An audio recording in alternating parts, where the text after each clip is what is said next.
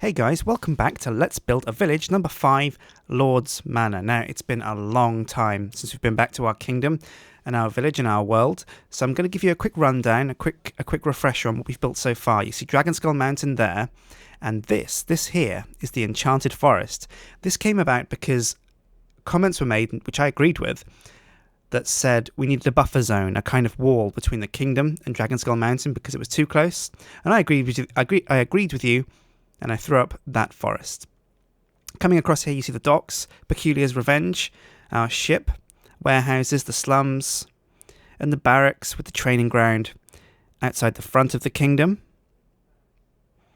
Then we have the prison with the stockades, the mage tower, climbing high up into the sky, and the Lord's District. And then over on the other side of the city, we have the Merchant Square, the Market Square, and the Cathedral. And then not forgetting our first build, the thing that started it all, our modern revamp of Verrigan's Hold, the castle.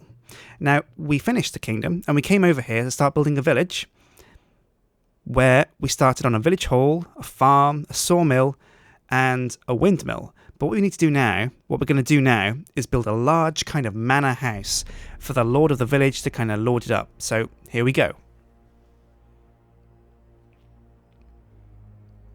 First things first, I hooked up the area that we were going to put the Lord's Manor in with our cobblestone roads to get this effect. These are just 3-block wide roads with cobblestone steps on either side and a cobblestone slab in the middle to kind of bring up the level. That gives it the illusion of being about 2 blocks thick, but not uniform with Minecraft blocks. And then I put down a rough kind of wall with cobblestone just to give myself a kind of frame, an area to build the manor inside. And then I come over to the hill here and I start cutting away at it, because what I want to do is build the manor half inside this hill. So the first thing to do was to cut away at this hill, chip away at the blocks, and expose for ourselves a square kind of shape to put the building itself in. Now, I started by building this kind of castle tower segment. I decided that I was going to have a mix of two things. It was going to be a traditional kind of triangular peaked house with a twist, and also have a dark stone brick kind of castle tower at the back. And so that's what I put there. I made an L shape out of stone brick with the castle tower featuring as part of that. Then I came back to the wall and replaced those cobblestones with dark stone brick. I used the same method here that I used with the wall in the castle for the secret garden, which is 2 blocks cut out of the wall near the top and replaced with iron bars, and I just repeated that pattern as you can see there.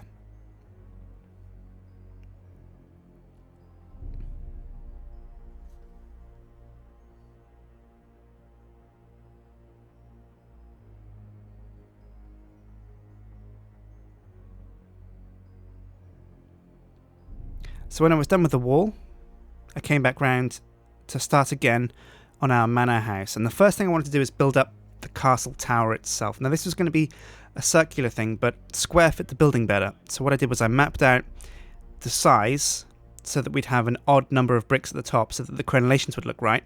And I built quite far up with it. I'm not sure how many blocks exactly, but you can see it there climbing into the sky.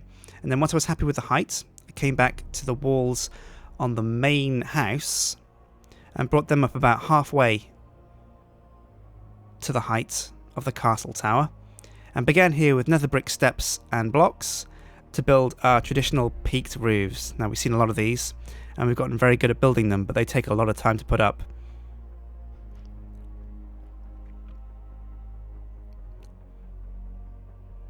Now, when I was done with those, I came down a little bit more, you see here, with the red nether brick, and I built these 2 kind of triangles to kind of map out where I wanted the other part of the building to be. You see, the 2 parts that we've got already are going to be the back part of the manor house, and the front part is going to be slightly lower. And these 2 red peaked roofs will cap off the front part and travel all the way back to the front of the other building.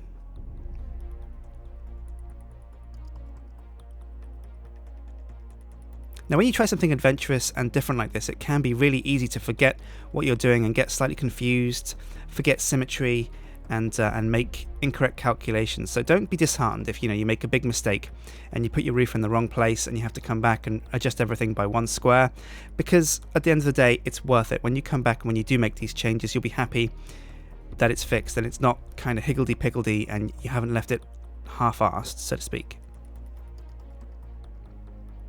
So I came around the front, finished up these roofs, and as you can see they're kind of off tilt with the main building and give it a bit of kind of depth.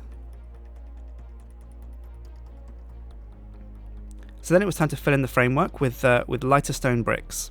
I was using this to contrast the dark stone bricks that we used on the castle tower at the back of the building. But as you can see, it's almost come together now and the shape of it is pretty much intact. What I wanted also was a kind of cellar area and a balcony now, and I doubled up on those by building this kind of raised area to the left, which is going to act as both a balcony for the building on the left, but there's also going to be stairs going down to a kind of mossy cobblestone area where you might find all the vintage wines that our Lord has gathered and kept in his wine cellar, so that when he has guests around he can impress them with his vintage wines. You see, I went down here and I wasn't quite sure what to put on the floor, but in the end I settled for mossy stone brick, the same as I'd done with the walls, and I joined them up with dark stone brick and light stone brick steps. I used fence posts there on the left and right just to make it seem a bit more kind of brighter, and used stone brick steps on the doorway to give it a bit of kind of decoration. So here you see the shape complete and me adding in fence posts loosely, because I will come back to the balcony area here and change how the fences are arrayed, because the area is not quite odd. There are an even number of blocks on each side, which means that, well, when you put the crenellations and the border on, you have an irregular pattern that isn't repeated on each side. I added some decoration to the front doors, you see there, in the form of stone brick steps. And I've also put nether brick steps there on the top of the windows, but that's something I wasn't quite sure on. It looks a bit kind of clumsy, so I do come back to that later. I go up to the top of the castle, add the extra layer of crenellations around the outside, and they all fit perfectly. And then I thought about going up higher, in the middle of the tower, with a smaller tower.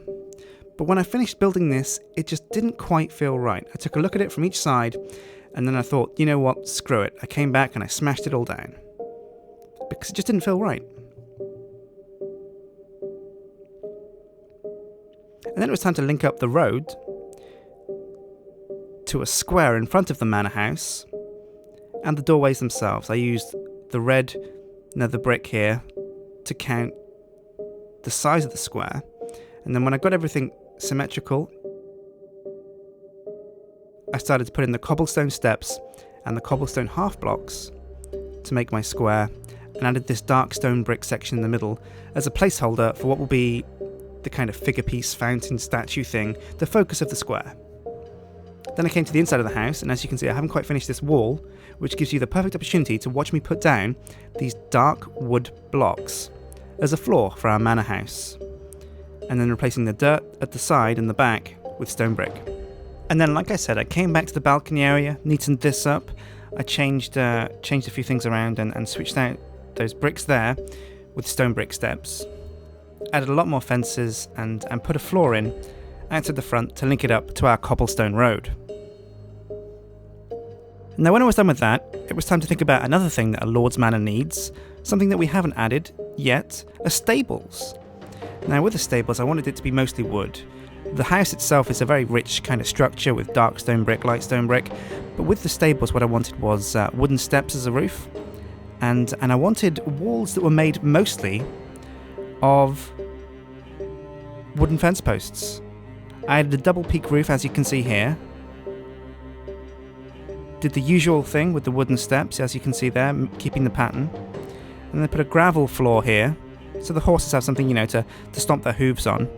And separated 3 bays out with wooden blocks And again, fence posts as a wall between them. Brought gravel out to the front to link it up to the road, and added fence post gates at the front of each horse's pen. Then I came back to the windows, and like I said, I wasn't quite happy with those red nether bricks that we had at the front, so I added a few more stone brick steps to mix up the wall, make it a bit less flat, added glass panes, and hooked up the front doors to the square. I took out the grass here because I wanted a flower bed that had a mud base. Rather than putting flowers on grass, I wanted to put them on mud, so I had to make sure I took out all the grass blocks so that the grass wouldn't grow back. Then I put down roses and yellow flowers. Then I came back to around behind the house. I linked the wall up a little bit more so that the place was a bit more secure. And then it was time to think about the garden itself. Now, a manor house has to have a garden worthy of a rich kind of lord. So I finished the fence with iron bars, raised them up a bit, and then started to dig out a bit this area around the back. I dug this area out for a pond, carved out a kind of stream pattern down to another pond at the bottom, and then let the water flow down. And then once I was done with that, I added a path up to the top out of cobblestone, put an area to put a bench on, which I used wooden steps and signs to make the bench, and then used wooden fence posts and glowstone blocks to make this kind of lamppost thing that we've got in other parts of the kingdom. Put down a few trees, you see them wobbling there like jello, and then added these hedges, and oh my god, the whole screen is wobbling. I do love the effect of these shaders on the leaves. Now, I've read that people wanted me to turn the logs sideways at the sawmill, and that's something I'm very keen to do, but unfortunately I can't quite upgrade to 1.3 yet because the shaders that I use haven't been updated for 1.3. So we're still using 1.25 until we can get a version that works with the shaders that we use. You see me here finishing up the garden with trees, and then coming to the square in front of the manor house, toying around with a few ideas before finishing up with light stone brick on top, glowstone underneath the water there, you see, to brighten the area, and adding a little bit of a pattern there on the top, stone brick steps. Then I went to the garden, hooked it up to the square with cobblestone, and we're done. The manor house. Place for our lord, the mayor perhaps, the leader of the village, whoever our king has deemed worthy to rule over these people. This is where he lives, this is his crib. It's quite a nice place. I wouldn't mind living here, that's for sure. Next episode, we're going to come back and finish up the village a bit more. There's a couple of things that we have to build still, some integral parts to a village that we haven't even thought about, such as a tavern, for one. That's a very important part. And obviously houses. I mean, there's nowhere for our villagers to live. I hope you've enjoyed this episode of Let's Build. Take care, and I'll see you next time for more Village.